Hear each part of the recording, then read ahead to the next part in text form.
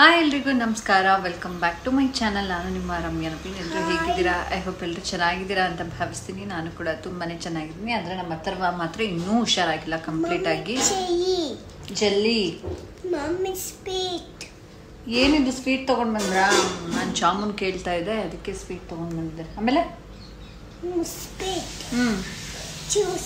Juice, ಅದು milk. ಒಂದು ವಾಯ್ಸೇ ಬರ್ತಾ ಇಲ್ಲ. ಏನಾಯ್ತು ನಿಂಗೆ? ಕೆಮ್ಮಾಗಿದ್ಯಾ? ಕೆಮ್ಮು ಆಗಿದ್ಯಾ ನಿಂಗೆ? ಏನಕ್ಕಾಯ್ತು? ಮಿಲ್ಕ್. ಸೊ ನೀವಿನ್ನು ನನ್ನ ಚಾನಲ್ನ ಸಬ್ಸ್ಕ್ರೈಬ್ ಮಾಡ್ಕೊಳ್ದೆ ನೋಡ್ತಾ ಇದ್ರೆ ದಯವಿಟ್ಟು ಸಬ್ಸ್ಕ್ರೈಬ್ ಮಾಡ್ಕೊಳ್ಳೋದನ್ನ ಮರಿಬೇಡಿ. ಸೊ ಈಗ ಈವ್ನಿಂಗು 6:30 ಆಗಿದೆ. ಸ್ವೀಟು ಏನೇನೋ ತಗ್ಸ್ಕೊಂಡು ಬಂದವನೇ ಅಥರ್ವ. ಅವನ ಹೆಸರು ತಿನ್ನೋದು ಮಾತ್ರ ನಾನು. ಜಾಮೂನ್ ತಿನ್ಬೇಕು ಅಂತ ಅನ್ನಿಸ್ತಾಯಿತ್ತು ಅಂದ್ಬಿಟ್ಟು ತರಿಸಿದ್ದೆ.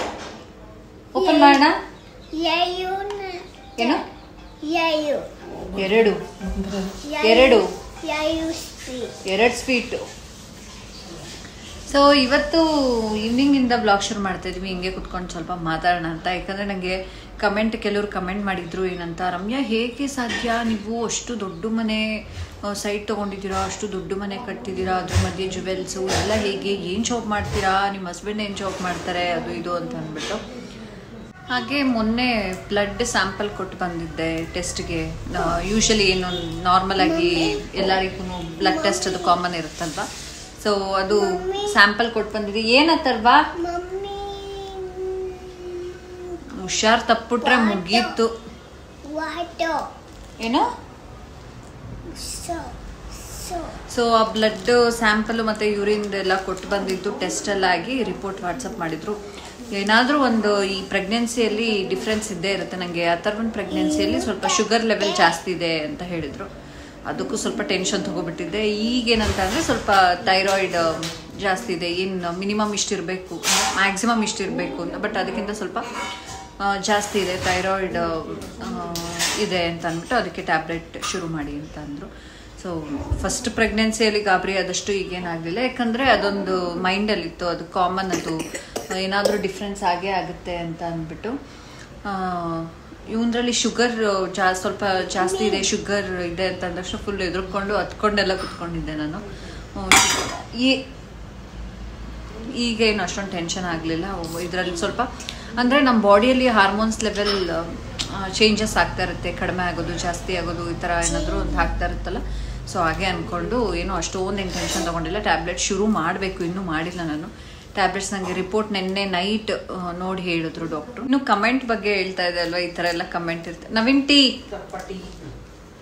ಅಂತ ಅಂದ್ಬಿಟ್ಟು. ಯೂಶಲಿ ಏನಂತ ಅಂದರೆ ನೋಡೋರಿಗೆ, ಹೊರಗಡೆಯಿಂದ ನೋಡೋರಿಗೆ ಮನೆ ಅಷ್ಟೇ ಕಾಣ್ತಾ ಇರುತ್ತೆ, ನಮ್ಮದು ಲೈಫ್ ಸ್ಟೈಲು ಹಿಂಗೆ ಇರುತ್ತೆ ಅಂತ ಅಂದ್ಬಿಟ್ಟು. ಆದರೆ ನಾವು ಹೇಳಿದ್ದೀನಿ, ನಾನು ಕ್ಲಾರಿಟಿ ಕೊಟ್ಟಿದ್ದೀನಿ ಅಲ್ವಾ ನವೀನ್. ಎಷ್ಟೋ ಜನ ಏನು ಅನ್ಕೋತಾರೆ ಅಂದರೆ, ನಾನು ಇದನ್ನೇನು ಹೇಳ್ತಿದ್ದೀನಿ ಅಂದರೆ, ಹೆಂಗೆ ಇಷ್ಟು ದೊಡ್ಡ ಮನೆ, ಇಷ್ಟು ದೊಡ್ಡ ಸೈಟ್ ತೊಗೊಂಡು ನೀವು ಆಲ್ ಆಫ್ ಅ ಸಡನ್ ನಿಮ್ಮದು ಕಾಲಿನ ಓಕೆ ಇಷ್ಟೊಂದು ಇದಿರ್ಲಿಲ್ವಲ್ಲ ಹೆಂಗೆ ಅಂತ. ಬಟ್ ಆ ಮನೆ ನಾವು ಕಟ್ತಾ ಇರೋದು ಒಂದು ಲೋನ್ ಮೇಲೆ, ಸಾಲ ಅಂತ ತಗೊಂಡಿದೀವಿ ನಾವು. ಒಂದು 50-60 ಲಕ್ಷ ನಮಗೆ ಸಾಲ ಇರುತ್ತೆ.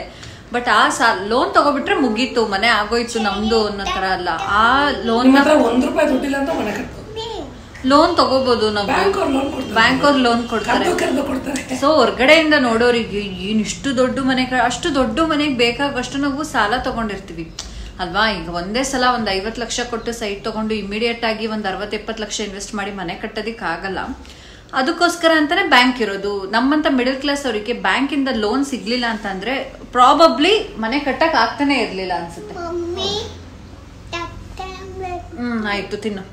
ಸೊ ಹಾಗೆ ಏನಾಗುತ್ತೆ ಅಂತ ಅಂದ್ರೆ ಹೇಳಿದ್ವಲ್ಲ, ಈಗ ಆ ಸೈಟ್ಗೆ ಅಮೌಂಟ್ ಅರೇಂಜ್ ಮಾಡೋದೇ ಒಂದು ದೊಡ್ಡ ಕಷ್ಟ. ಅಥರ್ವ ಸುಮ್ನೆ ಇರು ಪ್ಲೀಸ್, ಅಳ್ಬೇಡ ನೀನು ಪ್ಲೀಸ್ ಸ್ವಲ್ಪ ಸೈಲೆಂಟ್ ಆಗಿರು. ನನ್ನ ಮಾತು ಈವ್ನಿಂಗ್ ಟೈಮ್ ಇವರೆಲ್ಲ ಟೀ ಕಾಫಿ ಕುಡಿದ್ರೆ ನಾನು ಬಿಸಿ ನೀರು ಕುಡಿತಾ ಇದ್ದೀನಿ ಆಯ್ತಾ. ದೊಡ್ಡ ಮನೆ ಮಾಡ್ಕೊಂಡ್ರೆ ದೊಡ್ಡದಾಗಿರುತ್ತೆ ಸಾಲ, ಚಿಕ್ಕ ಮನೆ ಮಾಡ್ಕೊಂಡ್ರೆ ಚಿಕ್ಕದಾಗಿರುತ್ತೆ. ಈಗ ನಮಗೆ ಸ್ವಲ್ಪ ದೊಡ್ಡದಾಗೇನೆ ಇದೆ ಸಾಲ. ಸೊ ಲೋನ್ ಏನೋ ಬ್ಯಾಂಕಿಂದ ಸ್ಯಾಂಕ್ಷನ್ ಮಾಡಿಬಿಡ್ತಾರೆ. ಈಗ ನಾವು ಟೆನ್ಯೂರ್ ಒಂದು 20 years ತೊಗೊಂಡಿದ್ವಿ, 20 ವರ್ಷ ಮೇ ಬಿ. ಈಗ ನಮಗೆ ನನಗೀಗ ಒಂದು 28 years, ಇನ್ನೇನು ಇನ್ನೊಂದು ವಾರಕ್ಕೆ ನನಗೆ 29 years ಆಗುತ್ತೆ. ಸೊ ಇನ್ನೇನು 20 ವರ್ಷ ಅಂದರೆ ಅಪ್ರಾಕ್ಸಿಮೇಟ್ ಆಗಿ 30 ವರ್ಷ ಅನ್ಕೊಡಿ. ಇನ್ನು 20 ವರ್ಷ ಅಂದ್ರೆ ನನಗೆ 50 ವರ್ಷ ಆಗೋಷ್ಟವರೆಗೂ ಬರೀ ಸಾಲ ತೀರ್ಸೋದೇ ಆಗುತ್ತೆ.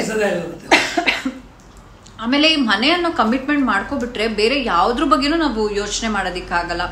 ಯಾಕಂದ್ರೆ ಇದೊಂದು ದೊಡ್ಡ ಕಮಿಟ್ಮೆಂಟ್. ತಿಂಗಳಿಗೆ ನಮ್ಗೆ 40,000 ರಿಂದ 50,000 EMI ಹೋಗುತ್ತೆ ಅಂತ ಅಂದಾಗ ನಾವು ಅಂದ್ರೆ ನಾವು ಏನ್ ಸಂಬಳ ತಗೊಂತೀವೋ ಅದೆಲ್ಲ ಮ್ಯಾಕ್ಸಿಮಮ್ ಅಲ್ಲೇ ಹೊರಟೋಗುತ್ತೆ. ಸೊ ಬೇರೆ ಬೇರೆ ಇನ್ ಯಾವ್ದ್ರ ಬಗ್ಗೆ ಅಂದ್ರೆ ಬೇರೆ ಇನ್ನೊಂದು ಸೈಟ್ ತಗೋಬೇಕು ಅಂತನೋ ಅಥವಾ ಬೇರೆ ಅಷ್ಟು ಈಸಿ ಅಲ್ಲ. ಅದ್ರ ಬಗ್ಗೆ ಆಲೋಚನೆ ಮಾಡೋದು ತುಂಬಾ ಕಷ್ಟ ಇರುತ್ತೆ. ಬಟ್ ಹೊರಗಡೆಯಿಂದ ನೋಡೋರಿಗೆ ಏನನ್ಸುತ್ತೆ, ಓ ಏನಿಷ್ಟು ದೊಡ್ಡ ಮನೆ ಕಟ್ತಾ ಇದ್ದಾರೆ. ಅದನ್ನ ನಾವು ಬ್ಯಾಂಕ್ ಅನ್ನೋದಿರೋದ್ರಿಂದ ಮಂತ್ಲಿ ಒಂದು 40,000 50,000 ಕಟ್ಕೊಂಡು ಹೋಗಿ ನಾವು ಅದ್ ಸಾಲನ 20 ವರ್ಷ ತನಕ ಟೈಮ್ ತಗೊಂಡು. ಸೊ ಬಡ್ಡಿ ಎಷ್ಟಾಗುತ್ತೆ ನವೀನ್? ನಾವು ಏನು ಲೋನ್ ತಗೊಂಡಿರ್ತೀವಿ, ಈಗ ನಾವು ಒಂದು ಅಪ್ರಾಕ್ಸಿಮೇಟ್ ಒಂದು 60 ಲಕ್ಷ ಲೋನ್ ತಗೊಂಡಿದ್ರೆ 1,20,00,000 ಪೇ ಮಾಡ್ಬೇಕಂದ್ರೆ 60 ಲಕ್ಷ ಅಂದ್ರೆ 1 to ಡಬಲ್ ಇಂಟ್ರೆಸ್ಟ್ ಕಟ್ಬೇಕಾಗುತ್ತೆ. ಸೊ ಹೀಗೆ ವಿಷಯ. ಇದ್ರ ಬಗ್ಗೆ ಏನಕ್ಕೆ ಮಾತಾಡಿದೆ ಅಂದ್ರೆ ಕೆಲವೊಂದು ಕಮೆಂಟ್ಸ್ಗಳು ಆತರ ಬಂದಿತ್ತು. ಹೇಗೆ ನೀವು ಮಿಲ್ಕ್ ಮನೇನು ಕಟ್ತಾ ಇದ್ದೀರಾ, ಹಿಂಗೆ ಆಲ್ ಆಫ್ ಅ ಸಡನ್ ಹೆಂಗೆ ನಿಮ್ದು ಇಷ್ಟು ಗ್ರೋತ್ ಅಂತ ಅಂದ್ಬಿಟ್ಟು. ಏನೂ ಇಲ್ಲ, ನೀವು ಒಂದು ಸೈಟ್ ಅಂತ ಕಷ್ಟಪಟ್ಟು ಸೈಟ್ ಅಂತ ಮಾಡ್ಕೊಂಡ್ರೆ ಅಂದ್ರೆ ರೆವೆನ್ಯೂ ಬಿಟ್ಟು ಮೂಡ ಅಲಾಟೆಡ್ ಮೂಡ ಅಪ್ರೂವ್ಡ್ ಸೈಟ್ ಅಂತ ಮಾಡ್ಕೊಂಡ್ರೆ ನಿಮ್ಗೆ ಅಪ್ ಟು 80% ವರೆಗೂ ಬ್ಯಾಂಕ್ ಲೋನ್ ಸಿಗುತ್ತೆ. 75 ವರ್ಗೂ ಅಂದ್ರೆ ನಿಮ್ಮ ಪ್ರೊಫೈಲ್, ನಿಮ್ಮ ಸ್ಯಾಲ್ರಿ ಹೇಗಿರುತ್ತೆ, ನಿಮ್ಮ ಆದಾಯ ಹೇಗಿರುತ್ತೆ. ಆಮೇಲೆ ಎಷ್ಟೋ ಜನ ಏನ್ ಅನ್ಕೊಟ್ಟಿರ್ತಾರೆ ಗೊತ್ತಾ, ಈಗ ನಾವು ಒಂದು ಮನೆ ತಗೋತಾ ಇದೀವಿ ಅಂದ್ರೆ ಮನೆ ಮೇಲೆ ಸಾಲ ಕೊಡ್ತಾರೆ ಅಂತ ಅನ್ಕೊಂಡಿರ್ತಾರೆ. ಅದ್ರ ತಕ್ಕಂತೆ ನಮಗೆ ಆದಾಯ ಇರಬೇಕು. ಆ ಮನೆ ಮೇಲೆ ಓಕೆ, ಆ ಪ್ರಾಪರ್ಟಿ ಪೇಪರ್ಸ್ ಇಟ್ಕೊಂಡೇ ಅವ್ರು ನಮಗೆ ಸಾಲ ಕೊಡ್ತಾರೆ ಬ್ಯಾಂಕಿಂದ. ಆದ್ರೆ ನಮಗೆ ಆ ಸಾಲನ ತೀರ್ಸೋದಕ್ಕೆ ಆದಾಯ ಮೂಲಗಳು ಯಾವುದು, ಇವ್ರಿಗೆ ಇನ್ಕಮ್ ಸೋರ್ಸ್ ಆಫ್ ಇನ್ಕಮ್ ಏನಿದೆ ಅನ್ನೋದನ್ನು ಕೂಡ ನೋಡ್ತಾರೆ. ಸೊ ಹೀಗಾಗುತ್ತೆ. ಮನೆ ಕಟ್ತಾ ಇದ್ದಾರೆ ಅಂದಿದ ತಕ್ಷಣ ಅವ್ರು ಏನೋ ಕೋಟ್ಯಾಧೀಶರಾಗ್ಬಿಟ್ಟಿದ್ದಾರೆ, ಏನೋ ಬೇಜಾನ್ ದುಡ್ಡು ಮಾಡ್ಬಿಟ್ಟಿದ್ದಾರೆ ಅಂತ ಅಲ್ಲ. ಅದು ಸಾಲ ಅಂತ ತಗೊಂಡಾಗ ಅದು ನಮ್ಗೆ ಅಷ್ಟೊಂದು 20 ವರ್ಷಕ್ಕೆ ನಾವು ಹೇಳಿದ್ನಲ್ಲ 60 ಲಕ್ಷಕ್ಕೆ 60 ಲಕ್ಷ ಬಡ್ಡಿನೇ ಕಟ್ಟಿದ್ರು. ಬಟ್ ನಮ್ಗೆ ಅದು ಮಂತ್ಲಿ ಇಷ್ಟು ಅಮೌಂಟ್ ಅಂತ ನಮಗೆ ಸ್ಯಾಲ್ರಿಯಲ್ಲಿ ಡಿಡಕ್ಷನ್ ಆದಾಗ ನಮ್ಗೆ ಅದು ಅಷ್ಟೊಂದು ಹೊರೆ ಅನ್ಸಲ್ಲ. ನಮ್ಮ ಸ್ಯಾಲ್ರಿ ಒಂದು 60,000 ಇದ್ರೆ ಅದ್ರಲ್ಲಿ ಒಂದು 40,000 ನಮಗೆ ಲೋನಿಗೆ ಹೋದ್ರೆ ಇನ್ನು 20,000 ಅದು ಹಾಗೇನೆ. ಅದು ಡಿಡಕ್ಷನ್ ಮಾಡೋದು ಕೂಡ ಅವ್ರು ಹಾಗೇನೆ 100% ಅವ್ರು ಡಿಡಕ್ಷನ್ ಮಾಡಲ್ಲ. ಸೊ ಈ ತರ ಇರುತ್ತೆ ಮನೆ ಕಟ್ತಿದ್ದಾರೆ ಅಂದ್ರೆ. ಸೊ ಹೀಗೆ ಸದ್ಯಕ್ಕೆ ಮನೆ ಅನ್ನೋದು ಆಗುತ್ತೆ. ನಾವು EMI ಅನ್ನೋದನ್ನ ಸ್ಟಾರ್ಟಿಂಗ್ ಅವರು ನಮ್ಗೆ ಅಮೌಂಟ್ ಸ್ಯಾಂಕ್ಷನ್ ಹಂತವಾಗಿ ಮಾಡ್ತಾರೆ ಆಯ್ತಾ. ಅದು ಸ್ಟಾರ್ಟಿಂಗು ಏನು ಫೌಂಡೇಶನ್ ಆದಾಗ ಒಂದಿಷ್ಟು ಅಮೌಂಟ್ ರಿಲೀಸ್ ಮಾಡೋದು, ಲಿಂಟ್ಲ್ ಲೆವೆಲ್ಗೆ ಬಂದಾಗ ಇಷ್ಟು ಅಮೌಂಟ್. ಏನತ್ತಲ್ವಾ ನಿಮ್ ಮಕ್ಳು ಇದೇ ತರ ಮಮ್ಮಿ ಮಮ್ಮಿ ಮಮ್ಮಿ ಮಮ್ಮಿ ಅಂತ ಇರ್ತಾರ? ಕಮೆಂಟ್ ಮಾಡಿ ಆಯ್ತಪ್ಪ. ನನ್ ಮಗ ಅಂತೂ ಜಾಸ್ತಿ, ಮುಂಚೆ ಅವನು ಅಮ್ಮ ಅಂತ ಕರಿಯಲ್ವಲ್ಲ ಅಂತ ಹತ್ಬಿಟ್ಟಿದೀನಿ. ಇವಾಗ ಎಷ್ಟ್ರ ಮಟ್ಟಿಗೆ ಅಂದ್ರೆ ಅಮ್ಮ ತಗೋ ಆಯ್ತಾ. ಸೊ ಇಮಿಡಿಯೇಟ್ ಆಗಿ ಏನು EMI ಕಟ್ಟಾಗೋ ತರ ಅಂದ್ರೆ ನಮ್ಗೆ ಮಂತ್ಲಿ ನಮ್ಗೆ ಅಮೌಂಟ್ ಸ್ಟಾರ್ಟಿಂಗ್ ಅಲ್ಲೇನೆ ನಮ್ಗೆ ಲೋನ್ ಅಮೌಂಟ್ ಸ್ಯಾಂಕ್ಷನ್ ಆದಾಗಲೇ ಈಗ 40,000 ಡಿಡಕ್ಷನ್ ಮಾಡಿಸಿರ್ತೀವಿ ಅಂದ್ರೆ ಅದು ಸ್ಟಾರ್ಟಿಂಗ್ ಇಂದಾನೆ ಡಿಡಕ್ಟ್ ಆಗೋ ತರ ಮಾಡ್ಕೋಬಹುದು. ಇಲ್ಲ ನಾವು ಸ್ವಲ್ಪ ಮನೆ ಎಲ್ಲ ಕಂಪ್ಲೀಟ್ ಆದ್ಮೇಲೆ ನಾವು EMI ಡಿಡಕ್ಷನ್ ಕೂಡ ಬರ್ಕೊಡ್ಬೋದು.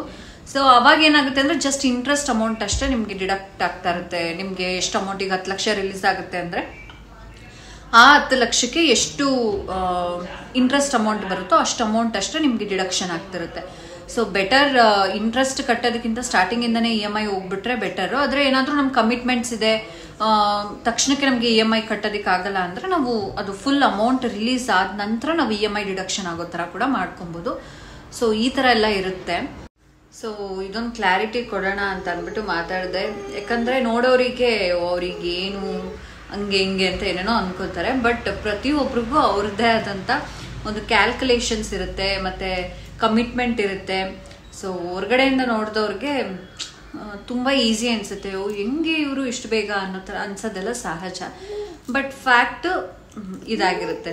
ಅಂದರೆ ಅಲ್ಲಿ ಲೋನ್ ಇರೋವಂಥದ್ದು, ಸಾಲ ಇರೋವಂಥದ್ದು, ಈ ಥರ ಎಲ್ಲ ಇರುತ್ತೆ. ಲೋನ್ ತಗೋಬಿಟ್ರೆ ಮುಗ್ದೋಯ್ತಾ, ಅದನ್ನ ಮಂತ್ಲಿ ಕಟ್ಟಬೇಕು ಅಂದರೆ ನಾವು ದುಡಿಬೇಕಲ್ವಾ.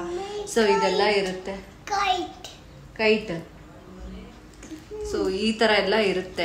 ಸೊ ಸುಮ್ಮನೆ ಏಕಾಏಕಿ ಯಾರು ಒಂದೇ ಸಲ ಏನೋ ಲಾಟ್ರಿ ಹೊಡೆದು ಬಿಡಲ್ಲ, ಹಂಗೆಲ್ಲ ಆಗಬೇಕು ಅಂತಂದರೆ ಅದೇ ಆಗಬೇಕು ಅಷ್ಟೆ. ಇದಾಗಿತ್ತು ಇವತ್ತಿನ ಒಂದು ಪುಟ್ಟ ವ್ಲಾಗ್. ನಾನು ಎಂಡ್ ಮಾಡ್ತೀನಿ. ಅಥರ್ವ ಯಾಕೋ ಅವ್ನು ಆರಾಮಿಲ್ವಲ್ಲ, ಮಮ್ಮಿ ಅನ್ಕೊಂಡು ಅಳ್ತಾ ಇದ್ದಾನೆ. ಅವನ ಜೊತೆ ಸ್ವಲ್ಪ ಟೈಮ್ ಸ್ಪೆಂಡ್ ಮಾಡಬೇಕು ಅಲ್ವಾ. ಶೋ ವಾಯ್ಸ್ ಕೇಳಕ್ಕಾಗ್ತಿಲ್ಲ. ಎಷ್ಟು ಕ್ಯೂಟ್ ಆಗಿದೆ ಅವ್ನ ವಾಯ್ಸ್, ಹೆಂಗ ಆಗ್ಬಿಟ್ಟೈತೆ. ಡಾಕ್ಟರ್ ಹತ್ರ ಹೋಗೋಣ? ಬೇಡ, ಡಾಕ್ಟರ್ ಬೇಡವಂತೆ. ಸೊ ನಾನು ಇಲ್ಲಿಗೆ ಒಂದು ವ್ಲಾಗ್ನ ಎಂಡ್ ಮಾಡ್ತೀನಿ, ಮತ್ತೆ ನೆಕ್ಸ್ಟ್ ವ್ಲಾಗಲ್ಲಿ ಸಿಗ್ತೀನಿ. Thank you.